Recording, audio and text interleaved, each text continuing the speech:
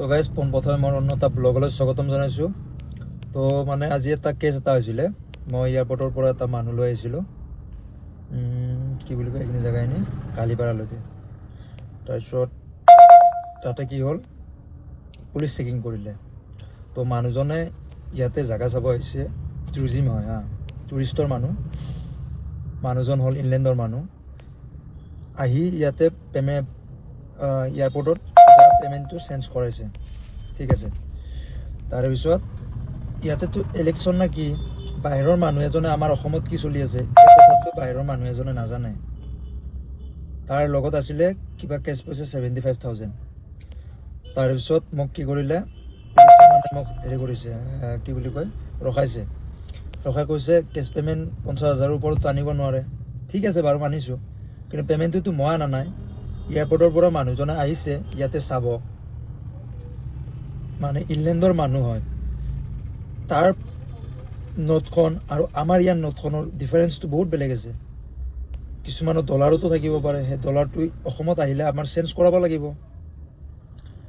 তাৰে পিছত মই ক'লোঁ যে অসমীয়াত মই ভালকৈ বুজাই দিলোঁ, মানে সি ভালকৈ হিন্দীও নাজানে, তথাপিও অলপ কৈছে আৰু হিন্দী শব্দও কৈছে। তাৰপিছত মই পুলিচজনক বুজাই দিলোঁ যে ই বাহিৰৰ পৰা আহিছে, আমাৰ গুৱাহাটীখন চাব, কামাখ্যা চাব, কিবা কিবি ঘূৰিব আৰু। বাহিৰৰ মানুহ এজন আহিছে গুৱাহাটীখন চাবলৈ আহিছে। তো ইয়াতে কি প্ৰব্লেম হৈছে, সেই প্ৰব্লেমটো বাহিৰৰ মানুহ এজনে নাজানে। আমাৰ ইয়াত ইলেকশ্যনে চলি আছে না, পে'মেণ্ট কিমান আনিব পাৰি, আৰু কিছুমান মানুহৰ একাউণ্টত টকা থ'ব টান পায়। আমাৰতো টকা নাই বাৰু, আমি টেক্সি ড্ৰাইভাৰহে, আমাৰ টকা নাই, কিন্তু কিছুমান মানুহৰ টকা আছে। আৰু কিছুমান মানুহে অকল ফোনপে'ৰ দ্বাৰাই দিয়ে কাম কৰি নাথাকে নহয়, কাৰণ বাহিৰৰ এজন মানুহ অহাৰ লগে লগে ইয়াতে আপুনি কেছে কৰিব। আৰু কিমান ডলাৰ কিমান কি, ইয়াৰ পে'মেণ্টটো আৰু তাৰ পে'মেণ্টটো অকণমান হ'লেও ডিফাৰেঞ্চত আছে। তাৰপিছত পুলিচজনক মই ধুনীয়াকৈ বুজা ক'লোঁ যে দাদা এনে কথা, মানে ই চাব আহিছে জেগা। তাৰপিছত নাই, বহুত টাইম হেৰি কৰা নাই। তাৰপিছত মই ক'লোঁ যে চাওক, বাহিৰৰ মানুহ এজন আহিছে, আপোনালোকে ৰেচপেক্ট দিব লাগে।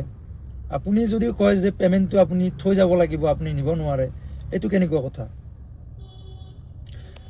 ই যদি জনা হ'ল হয়, অসমৰ কথা যদি ইমানখিনি জানিলেই হয় যে 50,000 টকাৰ ওপৰত আনিব নোৱাৰে, সি কিয় আনিব?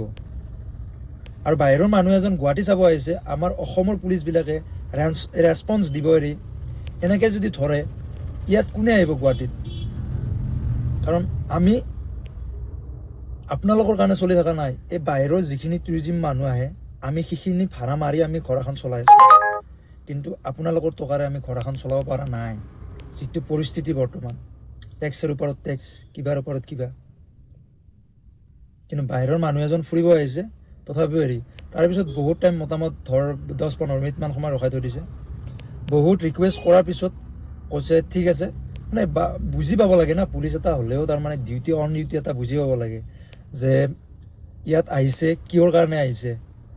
অসমৰ কথা বাহিৰৰ মানুহ এজনে কেনেকৈ জানিব? তাত কেতিয়া ইলেকশ্যন হয়, আমাৰ ইয়াত কেতিয়া ইলেকশ্যন হয়, আমিহে বুজি পাওঁ।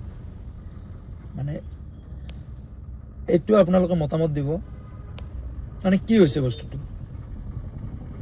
ইয়াততো ক'ব গ'লে দোষ নাই নিজৰ পইচা 50,000 নাই 1 লাখ আনো, আমাৰ পলিটিক্সৰ লগত কি মেটাৰ আছে?